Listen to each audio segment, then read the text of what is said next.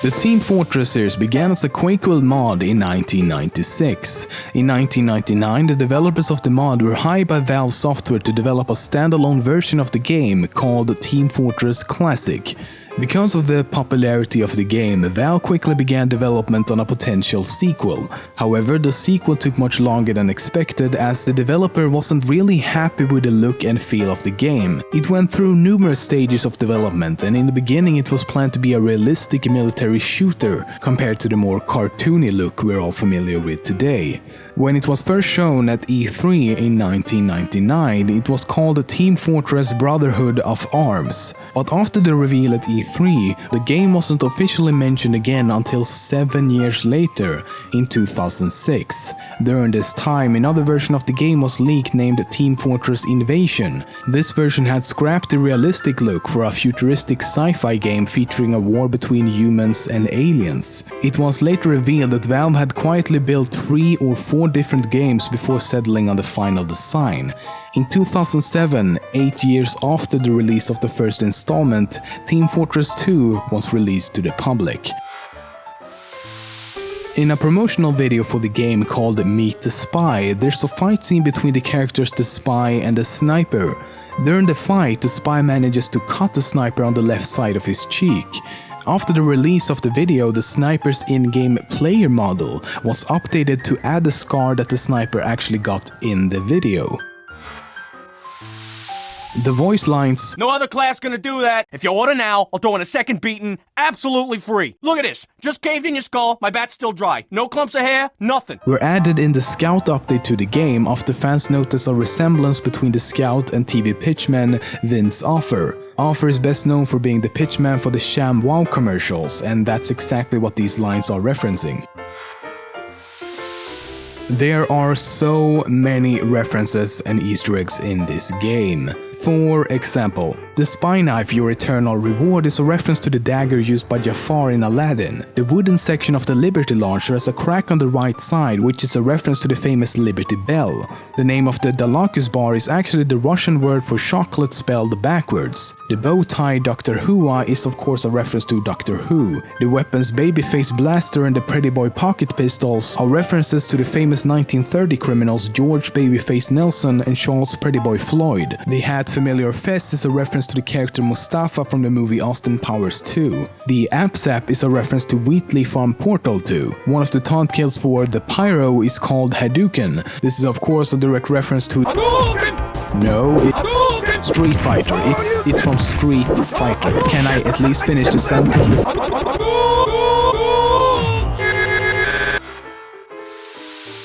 When the red tape recorder is slowed down by about 80%, you can hear that it's actually someone saying, "Let's make some noise."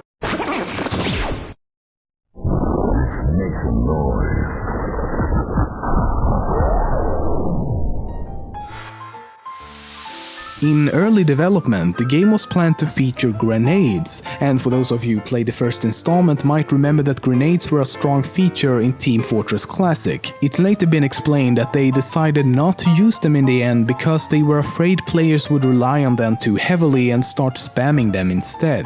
Thus, they were removed from the game entirely. The inside of the virtual viewfinder has a texture with the text "Game Over." The texture for the hazmat head case has a hidden note in the corner that means Sparkwire loves Primrose forever, both of whom are credited for the item's creation. The Neon Annihilator's battery has a nod to the Face Punch forums that reads "Death to Face Punch."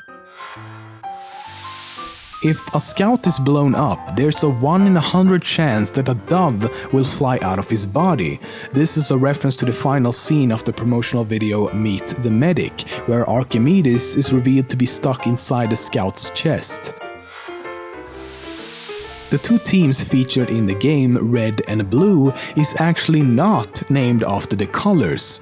The red team stands for Reliable Excavation and Demolition, and the blue team stands for Builders League United. As Team Fortress 2 doesn't have any type of story or campaign mode to speak of, it's not surprising that a lot of players are unaware of the extensive universe in which the game actually takes place. This universe and its sort of hidden storyline has slowly been revealed through the use of comics and promotional videos for the game.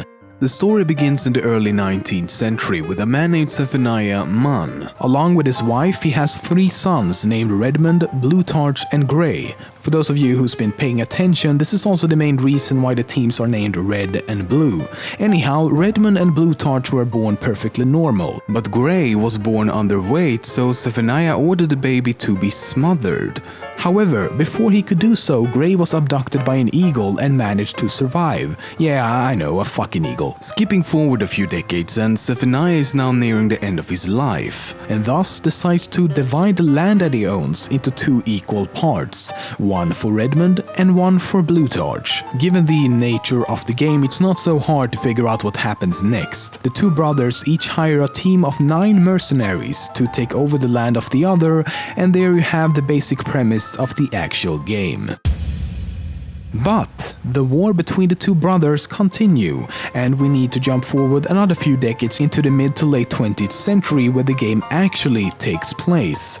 By this time, the 2 companies, Red and Blue, have been formed and are now controlled by a woman named Helen, also known as the Administrator. The brother Grey is still alive and manages to kill Redmond and Bluetarch, who was also still alive through the use of a life-extending machine. After Grey successfully assassinates his 2 brothers, he starts a war against the corporation using his robot army. After Grey takes control, the Administrator and her assistant Miss Powling goes into hiding, and the mercenaries from both Red and Blue end up unemployed because of this. And that's the very brief history of the Team Fortress 2 storyline so far.